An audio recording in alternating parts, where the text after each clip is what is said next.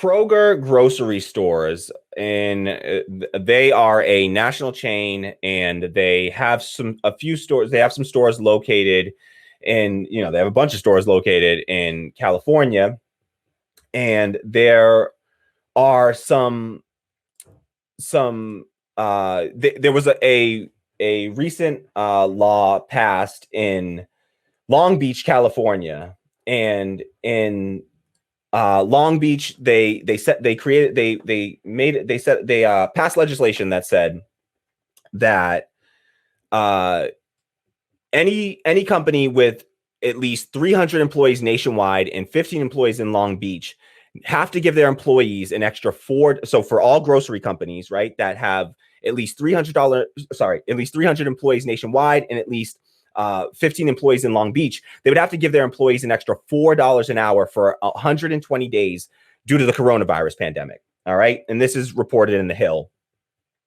And in response to this, so after this ordinance was passed by the city council, by Long Beach City Council, it was approved on January 19th, and just again says, it's a $4 an hour raise for all grocery workers for 120 days due to the coronavirus and the increased risk that these people are taking on, right? These are people that are on the front lines of the pandemic. They're risking their lives. I think $4 an hour is not enough. I really think that it should be time and a half or double time, to be honest, for these workers. And this is in Long Beach, California. Like, California is not Long Beach, this area is not like the most affordable place to live either. So $4 extra an hour. And in response to that, Kroger grocery stores decided that they would close two of their grocery stores. So they own two grocery stores, Ralph's and Food for Less, in Long Beach, California. And their response to having to be required to pay a $4 an hour pay raise to their workers for 4 months, they decided to instead close down those stores. So this is a quote from Kroger. They said, as a result of the city of Long Beach's decision to pass an ordinance mandating extra pay for grocery workers, we have made the difficult decision to permanently close long-struggling store locations in Long Beach, the company said in a statement to the Press Telegram. This misguided action by the Long Beach City Council oversteps the traditional bargaining process and applies to some, but not all, grocery workers in the city. Okay, so they're saying Kroger, a massive grocery chain, they're saying they simply cannot afford to pay out this pay $4 an hour extra to the company, which reminded me of a story that I read not too long ago about Kroger company. All right. And so I just wanted to show you this to give you a little context. All right. And so we're going to take a look at a story out of the Detroit Free Press, actually. And this was a story that, again, I read back in December, and it just stood in stark contrast to what I was hearing out of Kroger today. So let's see. This article in Detroit Free Press is headlined, Kroger, other retailers see eye-popping profits as workers reap little benefit. Okay, so Kroger, other retailers see, quote, eye-popping profits as workers reap little benefit. All right, so let's take a look at this article. We're going to read from this article, and we'll see. This was published, by the way, like I said, back on December 4th, 2020. So this is about a month ago. All right, this was 1 month ago. We got Detroit Free Press saying, sorry, no, this is okay, December 4th. Yes, this is 2 months ago. Sorry. Profits soared an average of 39% in the first half of the year at supermarket chains and other food retailers, thanks to the pandemic, although frontline workers reaped little or no benefit, a new report shows. At Cincinnati-based Kroger Co., which has 119 stores in Michigan, profits for the first 2 quarters were up a staggering 90%, according to the report from Brookings Institution, a Washington, D.C. based think tank. We find that while top retail companies' profits have soared during the pandemic, pay for their frontline workers, in most cases, has not. The report released November 20th revealed inequalities between retail workers' pay and company profits during the pandemic. Profits earned at top retailers were described as eye-popping, even as most quickly ended so-called hero pay that was offered at the beginning of the pandemic in the form of bonuses or temporary bumps in pay for workers. Okay, and that's the problem with bonuses. They're temporary, right? They're not sustained, even though a pandemic is sustained, right? The pandemic hasn't been so temporary, right? Kroger saw its net earnings for the first 2 quarters jump to more than $2.03 billion compared with just $1.07 billion in the same period of 2019. Okay. So their profits just about doubled. Okay. Nope. They just shy of doubling. Okay. Their profits nearly doubled from the same time a year ago. Right. Unfortunately, they didn't include the third quarter earnings. Okay. But when those are included, the company's net earnings of $2.662 billion are up just short of 100%, right? For the first 3 quarters. Okay. So despite record-breaking profits at stores, many grocery workers saw hazard pay, typically an extra $2 per hour at the onset, taken away and replaced in some instances with bonuses, sometimes in gift card form. Kroger was listed under the report's, quote, laggards category. So they're doing worse than anyone in this, right? Under the company name was from hero pay to zero pay. At the time of the report, it had been 181 days since Kroger workers received hazard pay. And this is their excuse. Listen to Crystal Howard, a Kroger spokesperson, says that the company has invested more than $1 billion since March to reward its associates and for safety measures to protect them and customers. In September and November, frontline associates received a $100 store credit and 1,000 fuel points. Okay, so they're like, oh, they got a $100 store credit and 1,000 fuel points, which is the equivalent of getting $2.50 more per hour for 40 hours. Okay. That's what the equivalent, that's what $100 store credit equals out to. All right. That's 1 week of, 1 week, $2.50. Okay. An hour for a full-time worker. It just blows my mind, right? Here on one hand, they're saying, listen, in California, they're over here saying, oh no, you raised the minimum wage on us. We, a major, massive chain, we simply cannot afford to pay these workers $4 more an hour, even though we are making more money. We've pretty much doubled our revenue from last year. All right. We doubled our revenue from last year, which you can, bet your bottom dollar that, but when they doubled their revenue, they doubled their profits. All right. So they've likely doubled their profits here at least. And because by and large, they're doing double. Honestly, it's going to be more profit because they're doing double the revenue while not having to double their sales staff. They didn't double the pay of their workers, right? So they're going to be doing more than twice as much in profits. All right.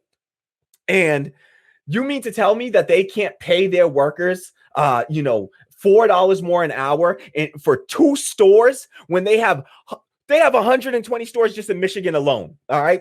Here, they only had to do it. They should be doing $4 more an hour for every employee everywhere. Kroger can afford it. All right. Let's be all the way real. Kroger, there should be no profiteering during a pandemic. You should not be able to profiteer during a crisis, during a public health crisis like this. No, in FDR, he set rules and they made laws. Even Eisenhower upheld them that said you cannot profit in wartime, right? Any profit that you make is going to be taxed at 100%.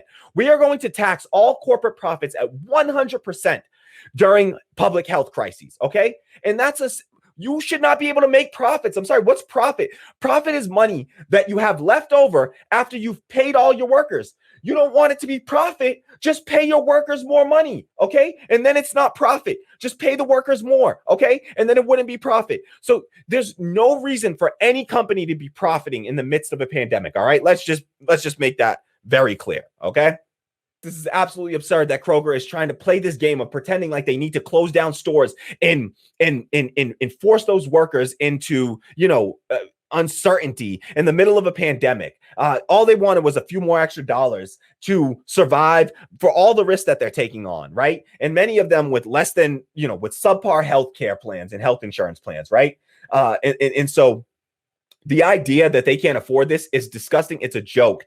And this company should not be let off the hook for this. These workers deserve better. It's absolutely gross that they would, do this to those workers.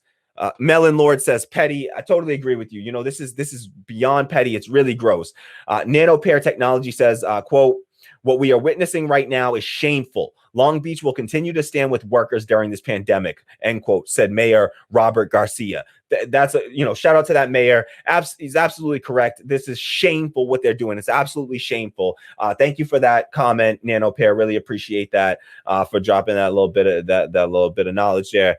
Thank you so much. Yeah, that is absolutely shameful and should not go. I mean, this is why, and this would be the point that I would like to make. Here we advocate for workplace democracy, and this is one of those instances where workplace democracy solves a massive, serious problem, right? And it's twofold, right? For one, do you think that under a democratic workplace that workers would see profits? Would workers all get together and vote to give themselves less money? Let's see. Would workers all get together and say, you know what? Let's all give ourselves less money in the midst of a pandemic, right? We're going to give ourselves less money, right? So that we can make sure that a handful of people get to profit to the tune of millions, right? The executives and the shareholders, so that we can ensure that executives and the shareholders make millions of dollars, right? We're all going to suffer and to risk our lives, all right, for no additional pay, right? Do you think that workers, if they got together and got a vote on that they would have voted for that? Does anyone believe that? Does anyone believe that workers in a democratic workplace, one worker, one vote? In a capitalist corporation, it's not one worker, one vote. What it is one share, one vote. For anyone that's not familiar, that's how the voting mechanism works. It's not a democracy. That's not how democracy works. All right.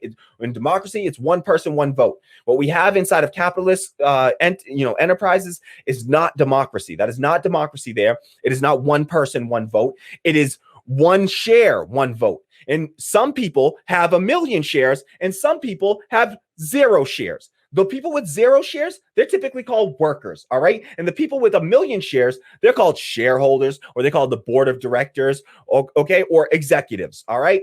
And they own all the shares, and so therefore they own all the votes, right? And so they have an outsized number of votes, and they get to make all the decisions about where to work and who gets to work and whether to. And this is the second point. So one, would workers all vote? Do you think the workers would have got together and maybe voted to give themselves a raise during this and to not have to pay out profits to some investors of the company when those investors are people with, by and large, they're millionaires? In order to be an investor, you have to have at least 200, you have to earn at least $250,000 a year in order to become an investor in one of these companies. So that's by law in the United States. You have to earn at least $250,000 to become an investor. And so the people that own those shares are going to be millionaires, by definition. And so, do you think that workers would have got together and say, you know what, we need millionaires to make even more money during this pandemic while we all take on the risk and suffer for it? No chance in hell, right? Part two of this is that, do you think that all the workers would have got together and said, all right, this city over here said, passed legislation that said that we got to raise the pay by $4 an hour for a handful of employees over here, a few hundred people max. It's not, I don't even think it's that much, but a handful of people need $4 more an hour.